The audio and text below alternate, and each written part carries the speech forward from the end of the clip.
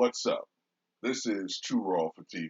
So, a lot of people were looking at this game, a rematch from last week's game between the Lakers and the Pistons.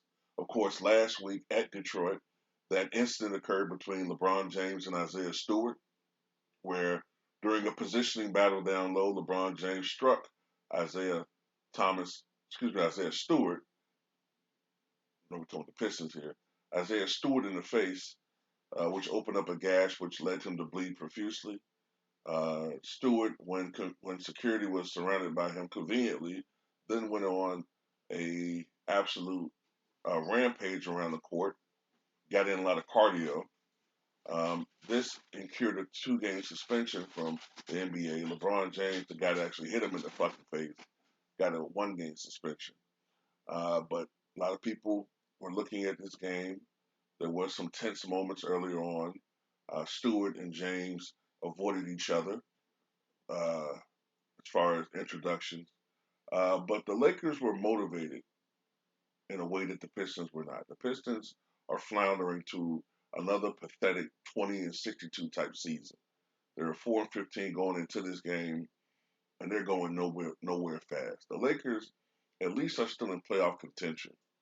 They were 10-11 going into this game. They needed this game, and they got it. But once again, the Lakers blew a big lead. And that is something that has been a problem for them. Even in games that they won, they've let big leads slip away.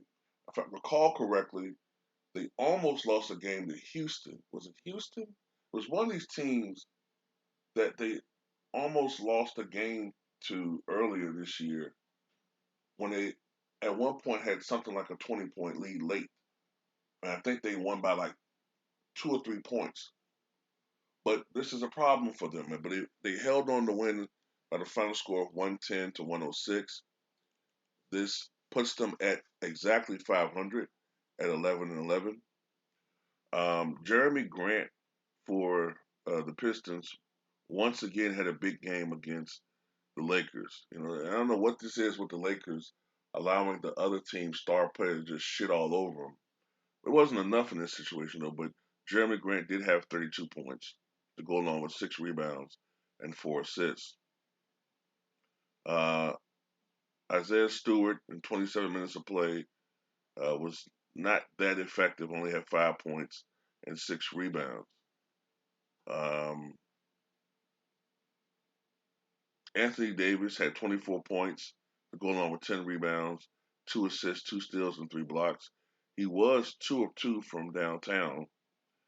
So for a guy that's only been shooting 17% from three going into this game, that was critical. LeBron James had a great game: 33 points, 5 rebounds, 9 assists, 2 steals. He was 12 of 20 from the floor, 4 of 9 from 3-point range, only 5 of 8 from the line, but it didn't matter. Um, Russell Westbrook in 37 minutes had 25 points, 6 rebounds, 9 assists, and a steal.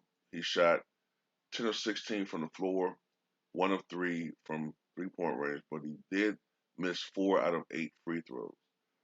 Carmelo Anthony had a horrid game, horrid in 20 minutes of play, goose egg, 0 of 7 from the floor, 0 for 4 from 3-point range. Um, and as far as players on the bench is concerned, uh, THT had 12 points on 4 of 10 shooting. Monk only had 2 points. Wade Ellington, 5 points. The bench didn't do much, but the starters pretty much. DeAndre Jordan had 9 points and 6 rebounds, which is pretty productive for him at this stage of his career. He played 21 minutes. Lakers got a big win, man. But this is the problem for the Lakers. When LeBron James got ejected a week ago, and it looked like it galvanized the Lakers, then you thought, well, maybe this is the Lakers going to turn the corner. Uh, but then they proceeded to lose their next game, if I'm not mistaken, which was against the Knicks, I think. Yeah, because the game that LeBron was suspended. And they win against the Pacers as LeBron James went berserk. I think they won that game in overtime. LeBron scored, I think, something like 17 of his 39 points in the fourth quarter in overtime stanza. And you think they're going to do something, but then they lose the next game. So this is the thing with the Lakers, man. They just can't seem to, I don't know, like go on some type of tear, man. It's like, you know, this is a problem for them. Now, their next game is against Sacramento. Um, I think Sacramento is at home, but I'm not sure. I remember just looking at the schedule, but I've forgotten already whether they're at home or not.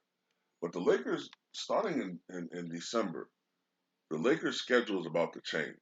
It's these softballs that the NBA has been throwing at them, they're going to have to start really playing against some upper echelon teams.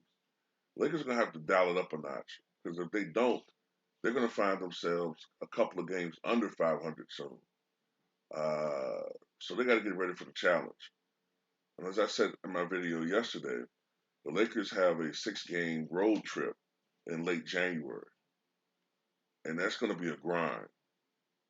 You know what I'm saying? That's going to be a grind, especially for a team that does have older components like the Lakers do. You know, um, one of the things Lakers got to worry about too is when you have older players through the grind of an NBA season, the risk for injuries is a little bit higher.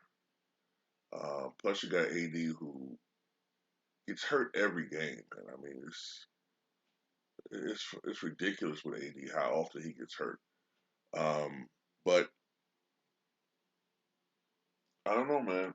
Um, like I said before my video yesterday, the Lakers are in trouble in my opinion. Now this was a much needed win, but the Lakers, even if they get some home cooking from the officials in the latter part of the season, I don't know if it's going to be enough. It can be enough against the middling teams, but even at best, I mean, what can we expect for this team? Like between 7th, 8th, 9th, and 10th? And if they fall in that vicinity, then they're in the play-in tournament. And do you really want an older team like the Lakers having to play these extra games against these younger, hungrier teams? You know, a play-in tournament. Lakers will really have to go on a roll, like a serious fucking roll, to get a higher seed, man. But I just don't see this team winning a championship, y'all. I just don't see it. Then it's gonna have to take the luckiest. People talk about last year with injuries. It's gonna have to take the luckiest break of all time, literally the luckiest breaks for the Lakers to win. I mean, because they're not going to beat the Warriors as presently constructed. They're not going to beat the Suns. They're not going to beat Utah. Those 3 teams, they're just not going to beat. Probably not the Clippers. You know, I don't think they'll beat the Clippers in a series. I think it'll be more competitive, but they wouldn't beat the Clippers. And with the outside chance that Kawhi might come back by playoff time, I don't know. They're really not going to beat the Clippers. So I don't know, man. I just don't have a lot of faith in this team right now. But tell me what you guys think.